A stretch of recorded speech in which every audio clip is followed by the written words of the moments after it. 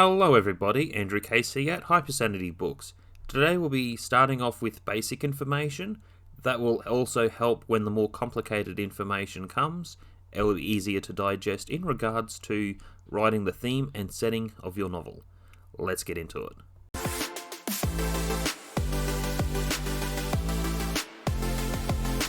Number 10. How many settings? This is an important question. You might have a story that's based in a town, and it might be divided into 6 areas, or 6 factions, might be divided by different political standards, etc. That is one of the most important questions to ask with your novel, so you can define where your setting is taking place. Number 9. Destination. I like certain stories where there is a quest, characters go from one location, so the theme and setting will change through the narrative on their quest. However, one type of storytelling that I'm starting to like more, a character goes through divorce, separation, whatever it is, and gets some sort of inheritance in another country, and then the destination takes the setting from one life in Act 1 to the story in Act 2. And I love this type of storytelling because it can be simple and you escape into the culture, you escape into the destination, the setting. The one thing I do like with that type of storytelling, it's the food. It's trying to work on different problem solving to make a life somewhere else and a simpler life. So think about the destination with your story. Number 8, relatability. You might have certain experiences that you have that you can put into your novel, into your stories. Is there a certain relatable aspect to what you're writing? Let's say destination Italy. Let's go through wine country with your story. Is there a relatable aspect that you personally know or have researched in with your story? Number 7. Use your 5 senses. One of the big suggestions when someone's gone through an extreme life change, and you will see this in a lot of stories at Act 3. Now think about this.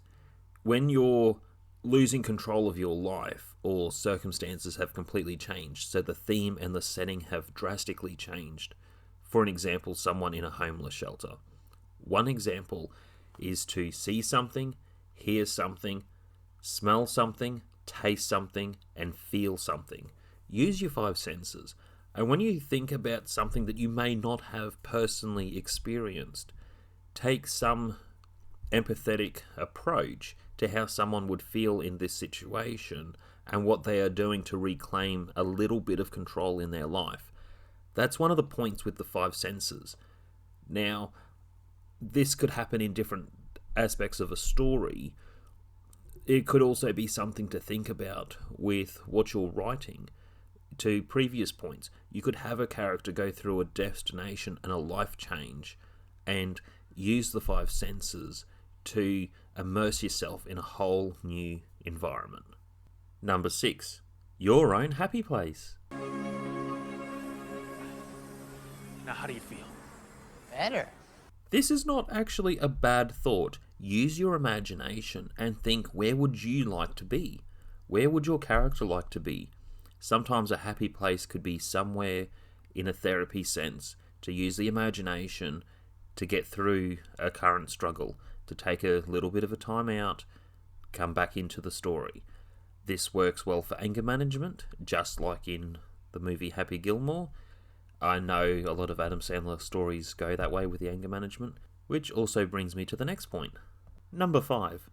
Live in your happy place. For an example, I have a nice spouse, lovely home. I love mowing the lawn. I know that sounds ridiculous to some people, but it's our place. It's our paradise. I love worm farming. I love doing a lot of cooking. I do have dreams and other ambitions to set up farmland, get into worm farming a lot more at a bigger scale.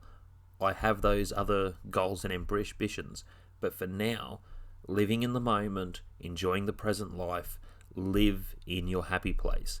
Some people can bust their butt off in a job that they don't like to buy things to impress people they don't even care about. And that's getting away from the theme and the setting, and that's the point. Not living your life in your happy place. There could be the imagination of your happy place, and there can be another part of starting today to enjoy your life and your writing journey, just being in a nice, peaceful environment. It's anything that takes you out of a beautiful state, and here's what people don't get. You can end suffering. Number 4, the Blue Lagoon movies. One thing the first movie did do, the characters that were in it were not being educated or led by an adult in a certain way. So the setting changed from the boat to one beach which had other problems to another beach, and it was where the story was mostly revolved. There was another setting that went back close to the first beach where there were certain other cultures that did certain acts anyway. So with the story that created that environment, you were taken away somewhere else. When it came to the second film, the adult with the 2 children, she was educating them and teaching them some new things. And then within the setting to where their home is, they have other people from the mainland who are interacting with them. So that changed and challenged a lot of the story, whether the person loved who he was with or got challenged with other information of other people. So that was something to think about. The third movie, the remake, I didn't like it at all. I felt like it was taken from the school with the setting and the theme to the boat, stranded on the island. It's going back and forth between the families to the 2 people on the island. Did not get taken away into the island. It felt like it only focused on very basic camera angles, very small amount of the setting, and you weren't taken away within the environment. Number 3, reality, fantasy, science fiction. One thing I did with Dark Sparrow the Mastermind, it had the story where it was in our world, then the few characters traveled to the fantasy world. So there were different people that lived between both worlds, and some people had a 50-50 life between the real world and the fantasy world. And then there was the science fiction element and the psychology element that challenged both sides and both worlds. Then the science fiction element also had a better understanding of these rules, these laws, these physics. And that was something where the theme was quite strong with the story to the setting and location, which was also important when the theme and the setting was quite relevant, especially in Act 3, where there were multiple locations where things were in chaos amongst characters. Number 2, is the theme and setting strong in your story? Now, there are different elements to how a story is written. One suggestion, depending on the sort of books that you write, I wish I did this for Dark Sparrow. I ummed with the thought. I also found someone after the book was published on TikTok. Now, Melissa Nash, I've reviewed her book Autumn on this channel. I will be reviewing her other 3 books within her series, Guardians of Magic. One thing she did right, and she's worked on more so since then, is she does do a lot of maps and illustrations. I'll leave a link in the description for her website. You can connect with her if you are looking at utilizing services to produce that for your book. You might have a different agreement with how your book is being done to not be able to use certain services. Though for the purposes of this, I love a lot of her work that she's done. And with a lot of storytelling, I love the escape into the environment. So think about this next point. Number 1, what is the protagonist's name? Riuscirai, riuscirà, riusciremo, riuscirete, riusciranno. Good. Si, Francis, Italian is easy. Now, this is an interesting point. So, someone within the comments to some recent videos were talking about something, and I talked a bit further with this person.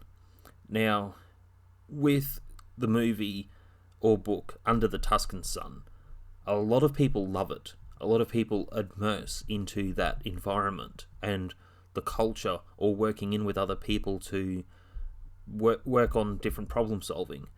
Now, as part of the storytelling goes, a lot of people don't actually know the protagonist's name.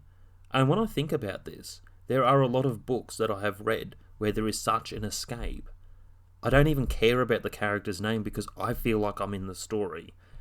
That is really good writing. Now, I'm not saying that the character does not matter.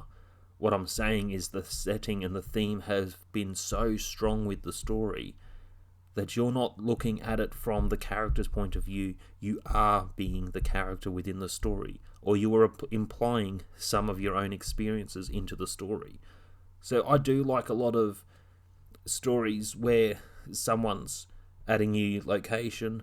I love landscaping stories because you're seeing a lot of different problem solving, and I can relate to that. I love worm farming, and if I was in that environment doing a story, that would be one of the big goals I'd be doing, would be setting up mass amounts of worm farms to fertilize whatever I'm trying to fertilize. Otherwise, that's it for today. Hit like, subscribe, comment. We'll be talking about maps, be talking about settings and themes in other videos, but that's another story and shall be told another time. Thank you.